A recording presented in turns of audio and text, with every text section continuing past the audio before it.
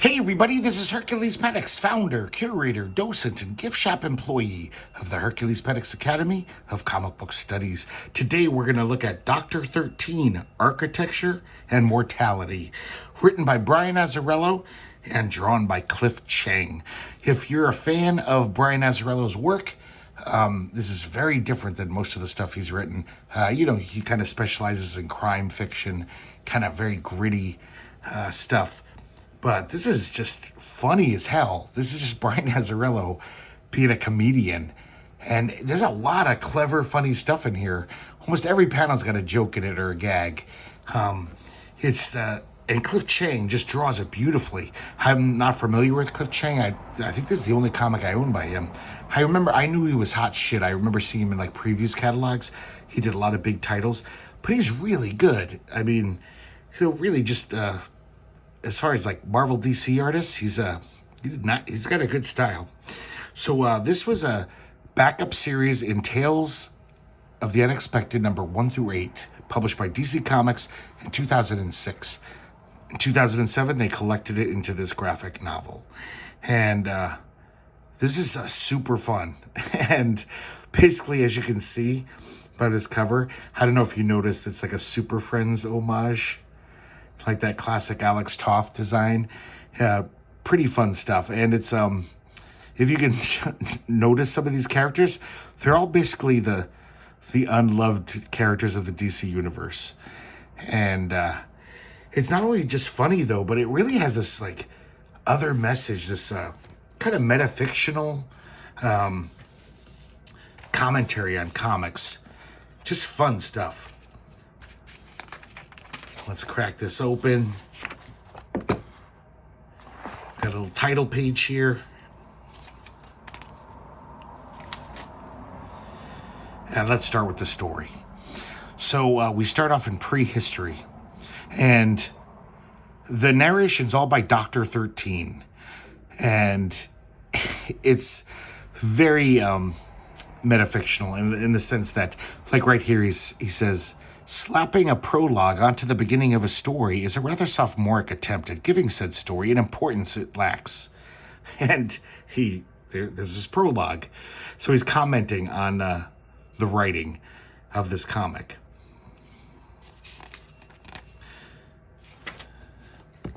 And we see Anthro, the first teenager. This was a caveman comic published by DC in the 60s. And we see him in this French cave, and he's writing something. And this basically in French means beware the architects. And even though he's a caveman who should not know French, I mean, he shouldn't know any language basically, or barely any language. Definitely not how to write, because he's a dumb caveman. And so now we see Dr. 13. He's the main character of this story, as you can tell by the title. He's a widowed father and an investigator of the paranormal. And he's this incredible skeptic, almost to the point of being obnoxious. Because if you live in the DC universe and you actually see this shit there and you're still like not believing in it, you're dumb, basically. And that's the shtick of Dr. 13. Dr. 13, I believe, also started in the 60s, maybe late 50s. He was in House of Mystery. And... this little sequence here is a flash forward. It's supposed to be very, head scratching. It's like, what the hell's going on? But we'll find out later. Chapter 1, The New Stone Age. Apparently all the titles of this graphic novel are kind of based on 80s songs. Or for the most part, 80s songs. But then sometimes he changes them to be punny. And some of them are pretty goofy. Apparently, even the title, Architecture and Mortality, that's an Orchestral Maneuvers in the Dark album, I believe, or song. It's really an architecture book, a famous architecture book. And it had that title. So now we see Dr. 13's having a dream. He even comments on it about even more hackney than a prologue is a dream sequence to explain stuff. And he's in a jungle setting, and he comes out to the beach, and he sees this cute little boy. Genius Jones is his name. I have no idea if I assume he appeared in DC Comics at some point, but I can't even imagine what comic he was in. And he says, I have a question for you. And Genius Jones says, do you have a dime? And he can't find any dimes in his pocket. It's like, in a bad dream or just this annoying shit happens. And then he wakes up, or so he thinks. And he hears his daughter's voice, Tracy. And she's wearing like sexy lingerie and she has this look on her face. And so he really wakes up. That was like a fake waking. I don't know if you probably had those dreams where you think you're awake, but it's like, no, there's a little extra layer to the dream. American Werewolf in London has a classic fake waking, one of the best nightmare sequences in film history. So, of course, he wakes up screaming. He's just like, oh, shit. And Tracy's right there.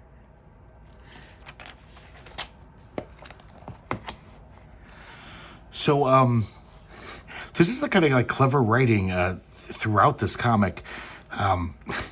Dr. 13 says he's talking about his ancestral home, Doomsbury Mansion, which Tracy calls Dorksbury Mansion because she's very like a teenager, sardonic. And he says, yeah, Doomsbury Mansion is our ancestral home. He almost has a Freudian slip and says ancestral.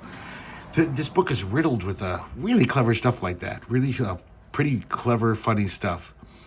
So basically, he gets a phone call from the French premier, and he wants Dr. Occult to investigate this plane crash.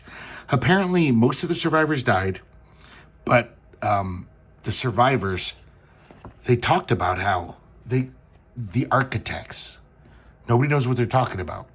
The ones who died, they were like found with their entrails out, their body desanguinated, like they were just savaged by something.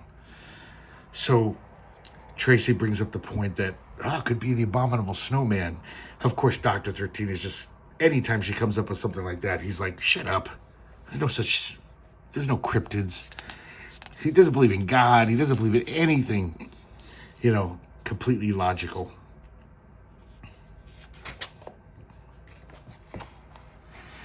And they're investigating the plane, and we see this furry creature approaching them. It looks like an abominable snowman, doesn't it? And I don't know if you guys are noticing the art. This Cliff Chang guy, yeah, I want to make sure I was saying it right. He totally reminds me of like Kevin Maguire in the 80s. There was better artists than Kevin Maguire. There was like Michael Gould and other guys. But Kevin Maguire was one of the few cartoonists in mainstream comics who actually could draw expressions on faces, not just 2 or 3, like anger or not, which most superhero comics, guys like Sal Buscema, John Romita, they weren't really good at getting subtle expressions like, someone just told a wry joke and whatever. Like little things in in facial expressions. Kevin Maguire would do that. And Cliff Chang seems to be really good at that too.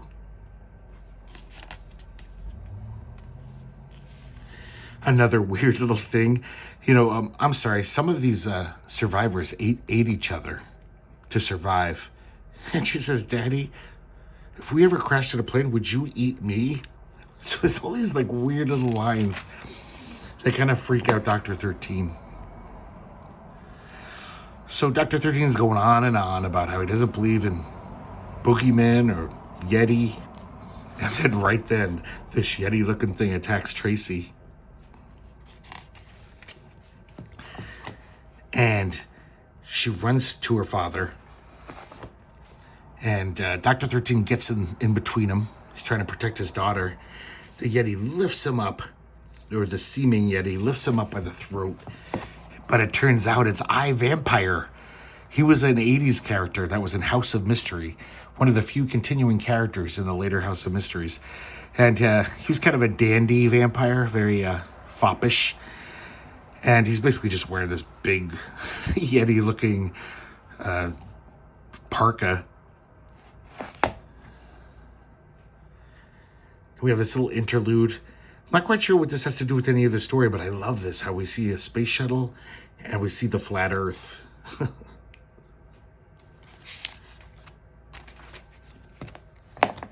And once again, we have one of those flash forwards. Still don't know what the hell's going on. It's just like, who are these people? Chapter 2, Boys Won't Die. And Dr. 13 wakes up. I guess he fainted when he was attacked. He's in a cave with Tracy. And here we see iVampire. I think his name's Bennett. Something like Andrew Bennett or something. Obviously, iVampire is the title of the series, not, he doesn't go around saying, I'm iVampire. And they find the graffiti that Anthro left.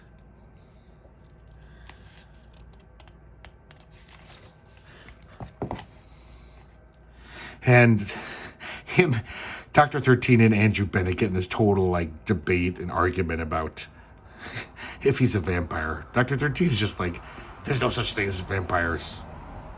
And he does this to prove it to him.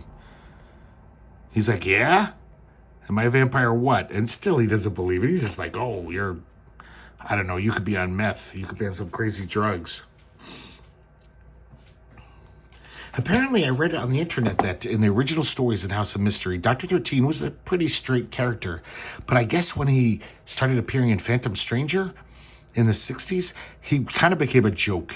He was this skeptic character, this dumb skeptic who constantly would be like, oh, I don't believe it, even though he could see it right in front of him. These supernatural things. And it kind of reminds me of with Scully from X-Files. How every week they saw some amazing paranormal thing. And every week she was skeptical about like, I don't know, Mulder. That sounds pretty fantastical. It's like you just fought a chupacabra last week. You fought a legion of mummies the week before that. And he found all these UFOs. And you're still skeptical about this paranormal shit. I always thought that was annoying. So Dr. 13... runs out of the cave, and all of a sudden he's hit from behind by this giant furry fist, and he passes out once again. He has another dream where he meets little Genius Jones. And Genius Jones tells him that reality is being destroyed, and it's being rebuilt again without you in it. There's no place for you in this new universe, he's telling him. And I guess Genius Jones knows everything. Like, apparently he read every book in the library when he was a little boy and learned everything and knows everything. But you have to give him a dime or he won't answer your question. I gotta say, he draws him so cute. Genius Jones is such a little cute kid. So, once again, Dr. 13 wakes up and he's outside the cave. Andrew Bennett can't come out of the cave because the sun's shining. You know, he's a vampire. And still, Dr. 13's like, yeah, you're delusional. And he finds out that Tracy was abducted. We see these giant footprints. And Dr. 13 gets on his hands and knees and it's like, I don't know, investigating the footprints. And he starts moving the snow around and he finds this giant frozen block of ice with Anthro frozen, completely preserved in the ice. And then behind him, we see this giant flying pirate ship. So now we have chapter 3. That's what friends or foe. That's a stretch for a pun, I gotta say. We have his narration again. Back in the old times, people actually believed the sun was God, a big ball of hot gas. So he believes that the sun god sounds like a whoopee cushion. Basically, he sounds like farting. Just silly stuff like that he'll throw in. He's really going for the yucks in this. This is like really Azzarello just being like, I got all these corny jokes. Well, some of them are pretty good, but he's got a lot of corny jokes and bad puns. He's just like, I want to get these out of my system. That's my theory, at least. So now, all of a sudden, they don't explain why Dr. 13's on this flying pirate ship. And he can't accept it. He's like, none of this is happening. He's still denying his own senses. And then we're introduced to the captain of the ship, Captain Fear, the great 70s character. If you ever have a chance to read these, there's a handful of Captain Fear stories. I believe it was created by Robert Kanigher, but the real reason to read them, beautiful Alex Nino art. Hunt them down. They're fucking gorgeous. They're really good comics. And the annoying thing, here's an annoying thing though. Azzarello gives him this, writes in dialect, a very thick Spanish accent. I hate when comic writers do that. You gotta slow down. Sometimes you gotta read it out loud just to figure out what they're saying. So, yeah, one strike against this comic in my eyes.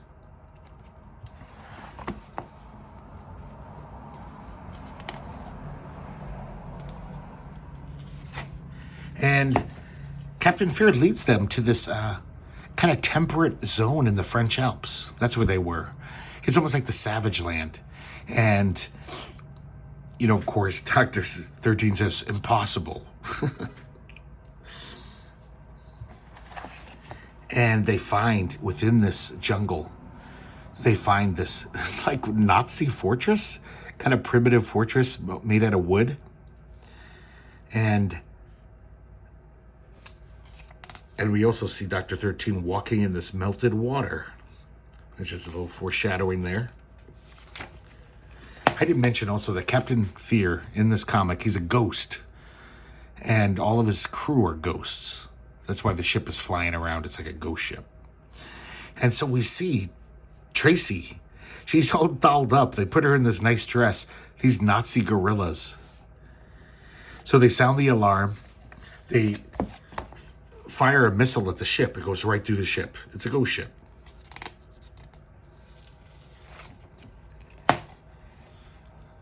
I really like the way Chaing draws faces. Like I said, he's very expressive, but even when they're not, everyone looks really good. The men look really handsome. The women look really beautiful. He really has a deftness at that.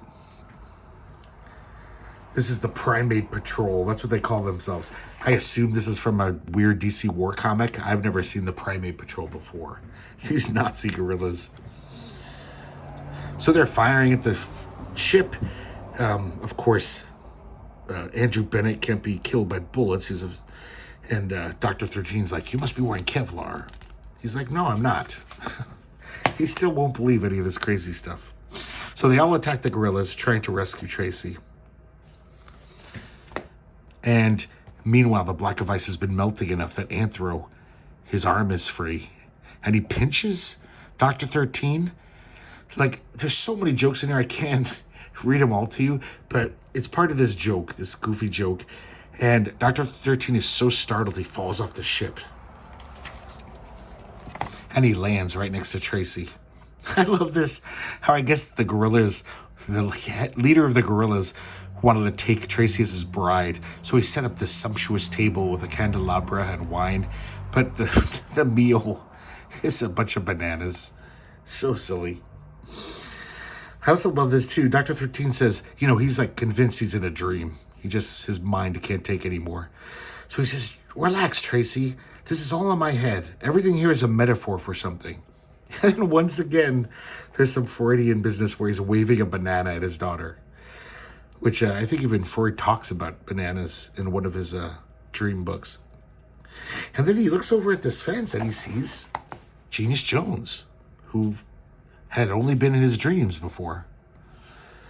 And then, for some reason, the ghost of Jeb Stewart shows up from the Haunted Tank comics that were in DC War comics all throughout the 60s and 70s. And he's there to rescue Tracy, to defend her honor. He's a Southern gentleman.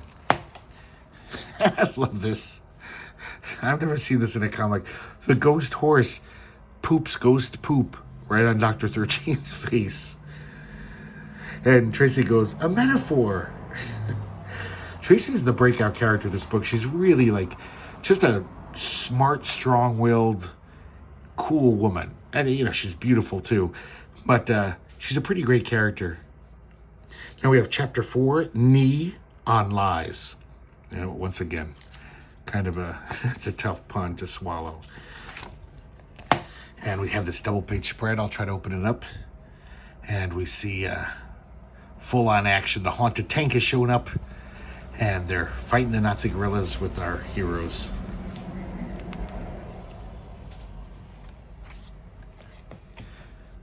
Dr. 13 frees Tracy, and we see how cool and tough she is. She rips off most of her dress, makes a headband so she can be more, active and mobile. She's not just some ingenue who's afraid and being like, rescue me.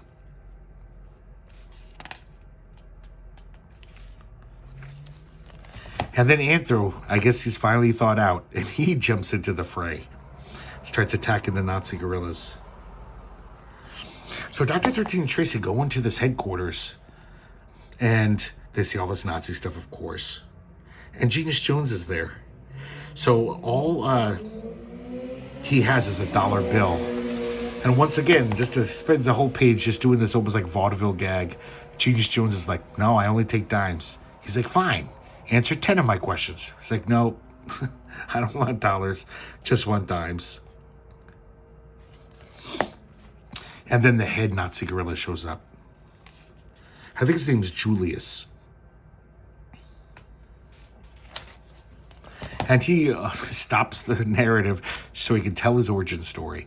And apparently there were these apes, these gorillas, and the Nazis captured them and figured they'd be the best super soldiers.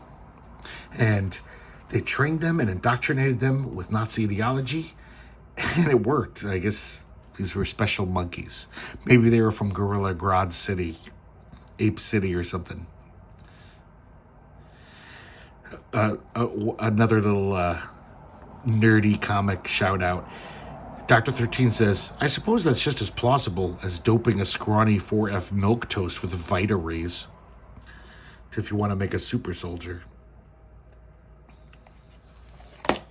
And then I guess the Reich, the Third Reich, just cut them loose. They were like, we can't have these gorillas. We don't even like, blacks and Jews. These guys aren't even human. It doesn't really fit in with our ideology. And then all of a sudden, it looks like he's really going to kick the shit out of Dr. 13. But then all of a sudden, he starts puking. He's totally sick. Look at this. Dr. 13 is like the butt of this graphic novel. He's like totally just mocked the whole time, just like he was in Phantom Stranger. And we find out the reason why. Infectious Lass shows up from the 30th century. She was one of the Legion of Substitute Heroes. I love the way he draws her. She's just such a sweet, happy woman. And that's her power. She can make you sick. It's a pretty crappy superpower, but I guess kind of effective.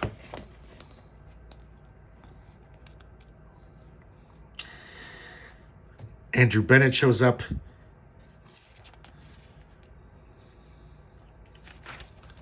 Of course, they argue more about, fantastical stuff. And then we see this kind of door creak open, and this hand comes out with a handful of dimes. And Genius Jones, of course, is enthralled. Anthro runs in and says, the architects! And he points towards the door. And this is kind of a creepy panel. We see these four shadowy figures offering dimes to the kid. And he's lured in. I mean, this comic's pretty funny and just played for yucks, but that's actually really creepy. And then the haunted tank accidentally lobs a shell right at this headquarters and blows it up real good.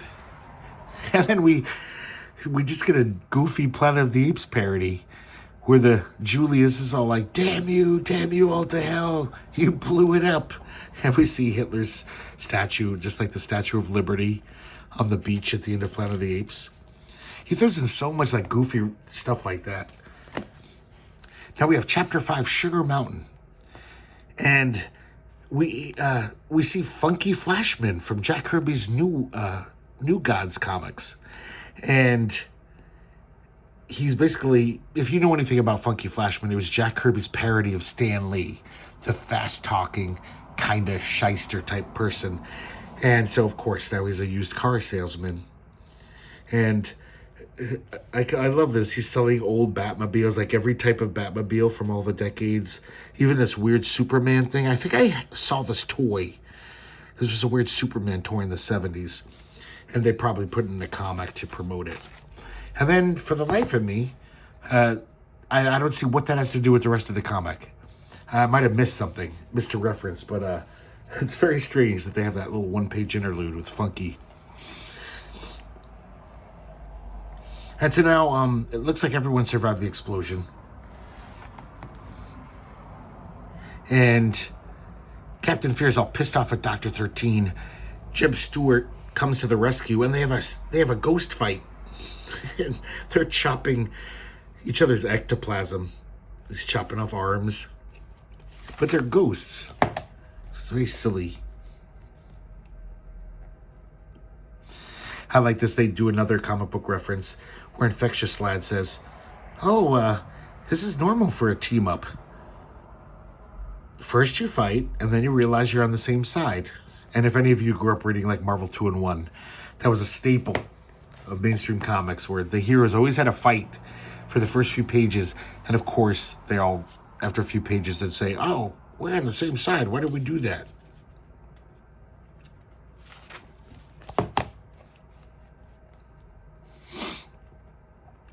So now all the characters are pretty much together. And lots of great pages of just dialogue. Of course, like I said, every panel's got jokes in it. But also we learn about all the characters. And this is a really fun group of weirdos. I would totally love to read more of these characters together. And Genius Jones tells them, he says, "The architects don't believe we need to exist. We don't fit into their plan. The architects are the ones who decide who's who." Another fun reference there to the 80s titled DC Comics Who's Who. Who's who and who isn't. They are the official guides to the universe. So apparently there was architects before them who had their universe, but then a new group of architects, they had to wash away the stuff that they thought didn't belong. And I love this clever wordplay. He says, basically they decided to get rid of the characters that didn't make sense. And he spells it CENTS. Because really, when it comes down to it, no matter how goofy a character is, if they sell, they're okay. Look at Squirrel Girl. She was just this total grade Z character, forgotten. Now she's kind of popular. So she makes sense. There's another universe that these architects are at war with. One that reinvents itself every summer, so things will never be the same again. Obviously talking about Marvel Comics.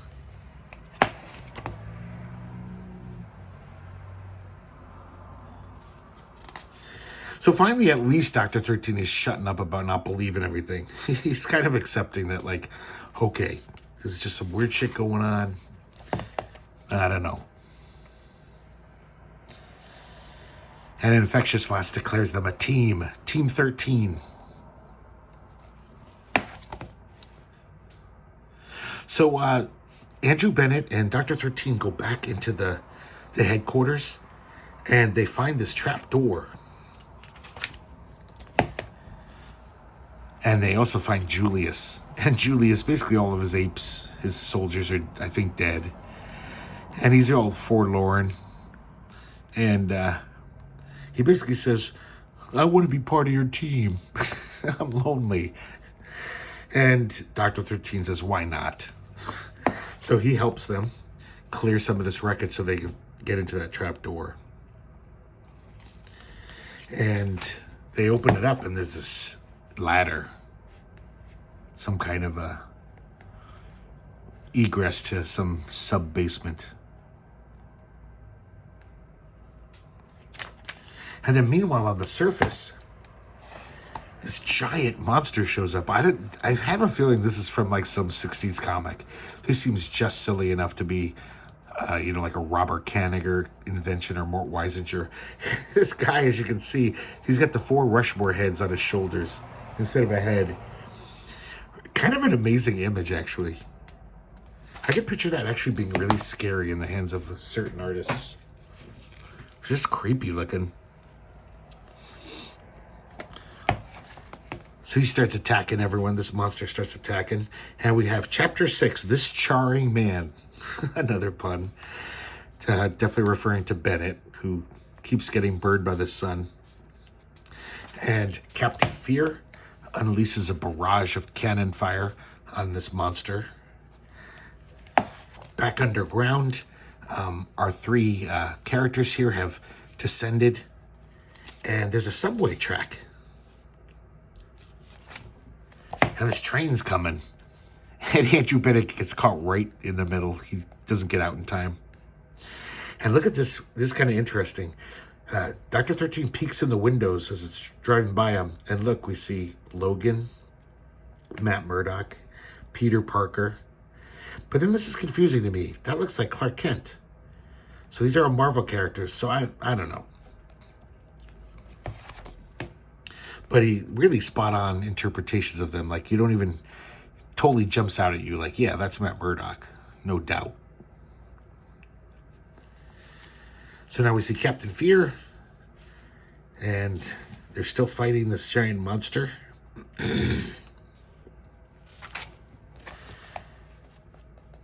Jeb Stewart attacks him. Stabs him in the eye with his ghost sword.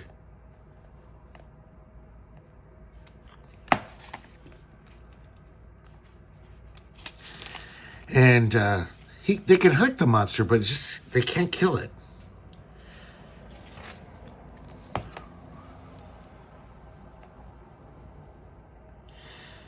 And Anther realizes that this is another manifestation of the architects.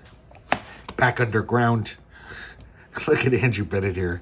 Just a complete, he's like a goulash. He's so messed up. So he's still conscious. I mean, even though he's undead, you can't really say he's alive. But, you know, vampires, they're hard to kill. And he basically says, I can fix myself if you give me some blood. And I like how Dr. 13 just says, no, I'm not going to do that. And I wouldn't even feel guilty about it. But Julius agrees. He's kind of actually seems a little excited about becoming a vampire.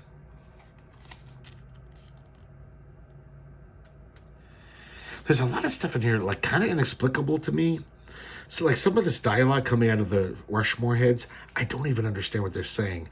I don't know if it's a little too dialectical, if that's a word, or it's just nonsense, supposed to be, like, cryptic, weird shit.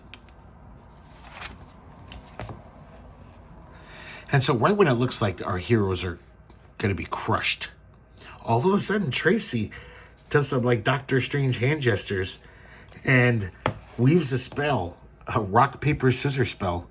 We see this giant piece of notebook paper cover this rock creature, and it totally disintegrates. And she says, guys, please don't tell my dad about this. So apparently Tracy has known magic, how to wield magic for a long time. But of course, she could never tell her dad, because Dr. 13 would be very annoyed with that. So she hasn't come out of the closet yet. Back underground, Andrew Bennett looks like he's pretty good.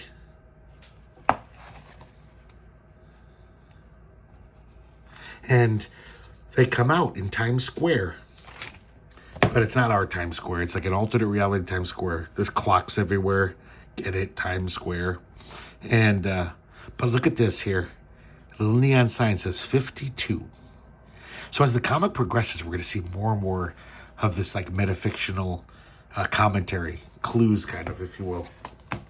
Chapter 7, Monkey Grown to Heaven. And I believe, because it's pink here, I think this is Tracy's narration now. Yeah, look, it's in cursive too. And this sequence, I'm not quite sure what the hell's going on, but it's kind of funny. And we see young Tracy. She's basically being Lucy Van Pelt from the Peanuts. And I don't know who that's supposed to be. It could be a dream sequence, so maybe that's her dad. He looks like Charlie Brown. They don't give him the full-on sweater. I guess they didn't want to make it too obvious. And just like in every Peanuts or a lot of Peanut strips, Lucy pulls the football so Charlie Brown will fall on his ass, but this time he kicks her in the face. That's really weird. I probably didn't make it up, but when I was in college, that was one of the first comic strips I ever drew. I drew a parody of Peanuts, and just for the excuse of watching Charlie Brown kick Lucy in the head. Because growing up reading that shit, it always pissed me off. I was like, come on, Charlie Brown, you keep falling for this. And, shame on you, Lucy, for being such a mean jerk. So it was satisfying to get that out of my system. But yeah, I'm sure wasn't the first one who did that. But it's interesting that even in the 2000s, it's still a popular motif. Some of these faces I just love. Love the way he draws infectious lass. And so the pirate ship shows up now. It looks like it's the same weird alternate reality New York City. Back with our three characters. They're in New York and they see a 3-card Monte guy.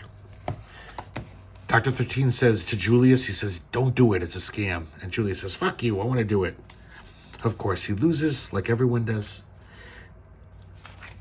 And then all of a sudden, the 3-card Monte player basically does a 52-card pickup, throws the cards, and we see on the cards, it's all of the A-list characters. Well, most of them. These are the characters that are going to get to continue. They're not the losers like these guys are.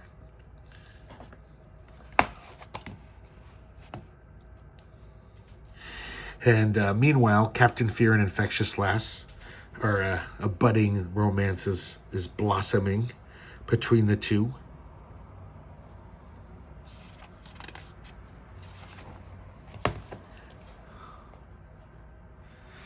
And Tracy's having this crisis. She's like, oh, what am I going to do? My father's going to find out about me being a witch. When Dr. 13 wakes up, I guess he passed out when those cards flew at him. And look at this. I love this imagery here. These are the 4 architects. And they're wearing these crappy, like 60s, 70s superhero masks. I remember kids wearing these. They looked really kind of weird. This thin, cheap plastic. And they basically get into a debate or just a conversation about the architects are kind of explaining themselves. They basically say that, like, this is something we have to do. If we don't, like, call the herd of, like, the goofy, silly superheroes that have remained over the decades, the universe might just cease to exist. If no one buys it, the universe will cease to exist, they say. So they're obviously, from a higher plane. Basically, they know about our reality. So they're saying we have to reinvent the universe or just to help it survive. It might not survive if we have all these ridiculous characters running around.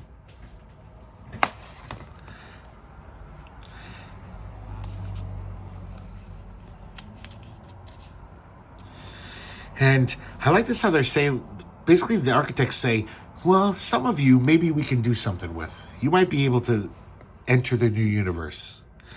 And they mention Julius, and they say, well, we'll admit a talking Nazi gorilla isn't so great, but now that he's a talking Nazi vampire gorilla, we can work with that. And so maybe there's going to be room. And they say, we'll rename him Primal, which is like such a perfect early 90s or 90s, villain name. And he agrees. Julius says, sure. That sounds great. Bennett tries to be a little edgy and maybe more interesting. He says, I'm really gay. And I think the architects are like, maybe we could work with that too. That might be a little edgy and sexy.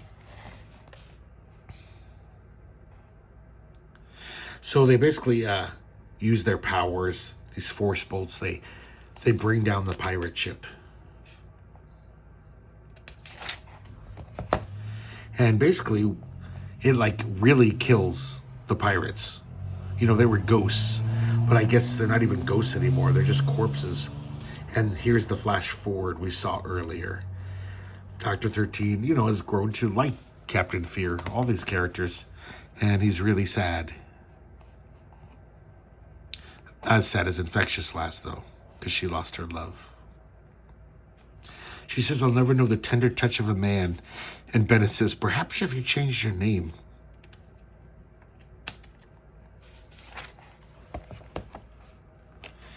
And basically, Dr. 13 is kind of pissed off. He doesn't like this whole idea of like, oh, we're just going to discard these characters just because they're not sexy and cool and modern. He's like, really just like, fuck these guys. We deserve to exist. And all of a sudden, they're attacked by these empty costumes. Very silly fight scene. Look at Anthro biting Wonder Woman's costume. And then, see, this is what I was talking about. He actually stops the action just for half a page, just so he can make a really bad joke. Well, maybe there's worse jokes, I don't know. But Tracy says, it's an army of costumes. What would you call that? And Joan says, a wardrobe? Pretty goofy.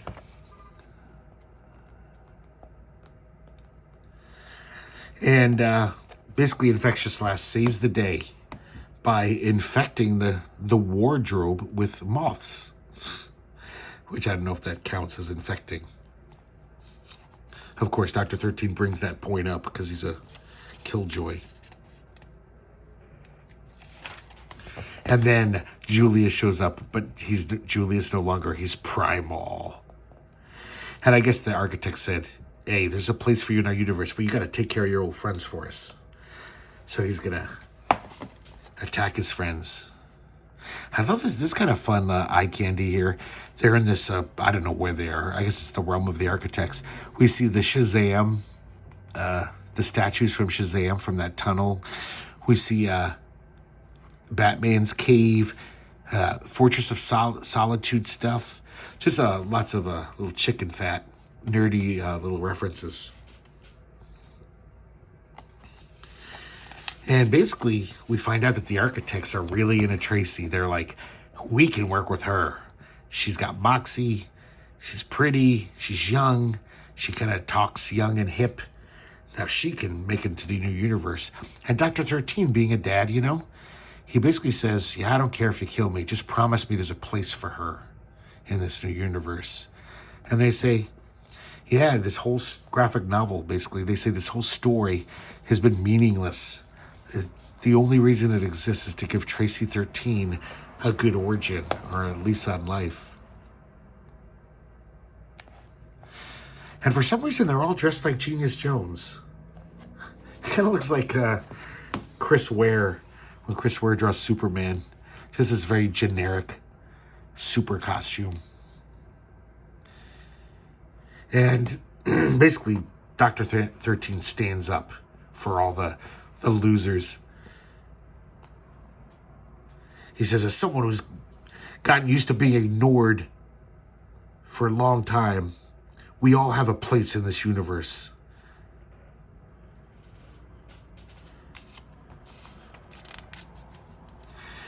And the architects talk about being relevant. And so they're surrounded by this ring of fire, our heroes are. And Dr. 13 walks right through the fire.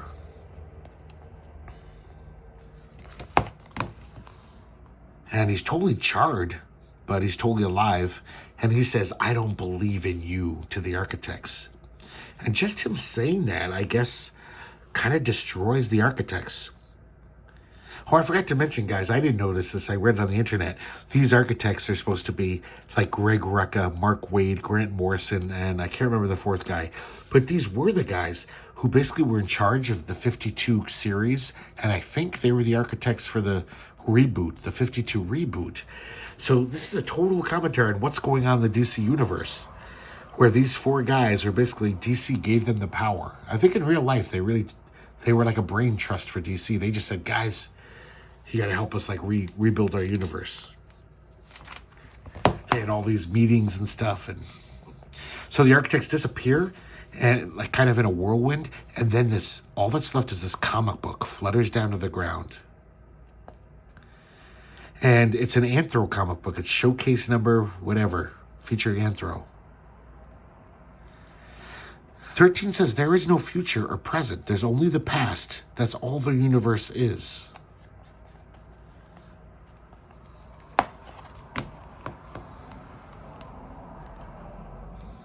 And then Dr. 13 hits this button. It looks like it's some spacey cosmic projector. This is so crazy because Infectious Lass is grieving over Captain Fear. And then we see the Black Manta for some reason with his really goofy subordinates. I don't know if those are from 60s Aquaman comics. And we see Captain Fear in carbonite, just like Han Solo in the Star Wars movies. So he's still alive. And Infectious Lass is thrilled.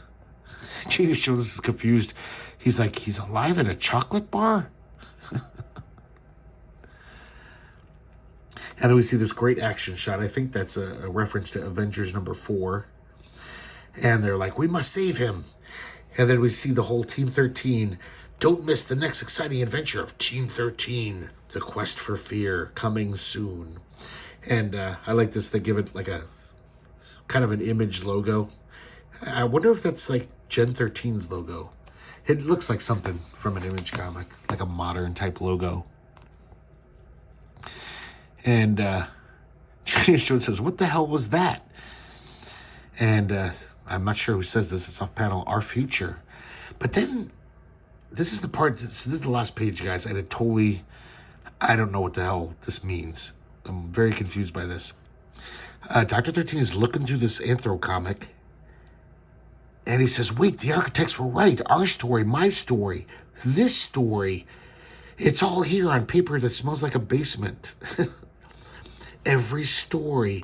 And he's looking at the indicia of the comic. You know, that thing in the first page that tells you the address of DC and the date. And everyone else is in the elevator. And Dr. 13 says, stop. Our lives are at stake. Please don't turn the page. And that's the end of the comic. I do love comics that do shit like this, where they, look out to the reader or talk to the reader. There's a handful of stories like that in comics history where it's like in mystery comics and horror comics. But I really don't get it. I don't know what he sees in this indicia that makes him fearful. If any of you guys know or smarter than me, please leave it in the comments and explain it to me. I'd be very grateful. Because I kind of reread these last few pages over and over. I was just like, I don't get it. But I still love the ending. And then we get some additional artwork.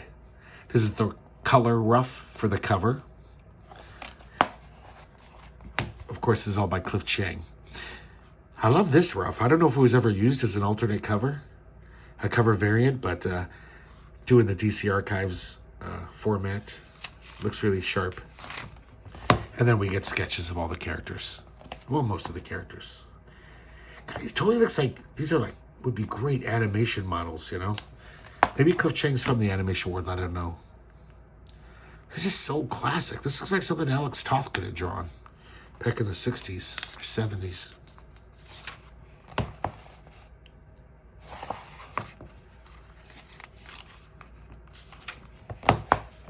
Primal. Sounds like some weird cleaning product. This is kind of interesting. We see Genius Jones as a decrepit old man. I don't know. I don't think that was in the story. I don't think I missed that. But then here's a weird little bonus, because this is not in the story. I'd remember. We have this pencil rough. Giant Turtle Olsen shows up. I guess maybe he was going to be in the story, and at the last minute, Azzarello cut the scene. But man, that would have been a great addition. At the very least, Elastic Lad could have showed up.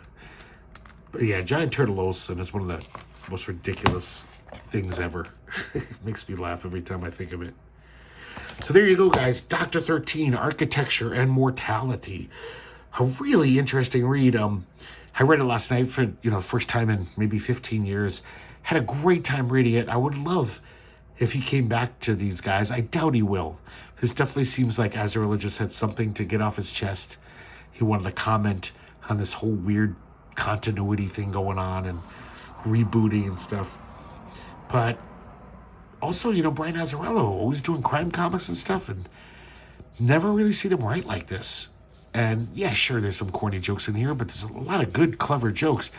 I should have read you more, but I didn't want this video to take too long. But highly recommended. Pretty sure you could find this cheap. I don't think this made any ripples in fandom. I don't think anyone really cared. But yeah, this is a fucking fun, interesting comic. And thumbs up all around. So I hope you guys enjoyed watching this video, and I hope to see you next time here at the Herculespetix Academy of Comic Book Studies.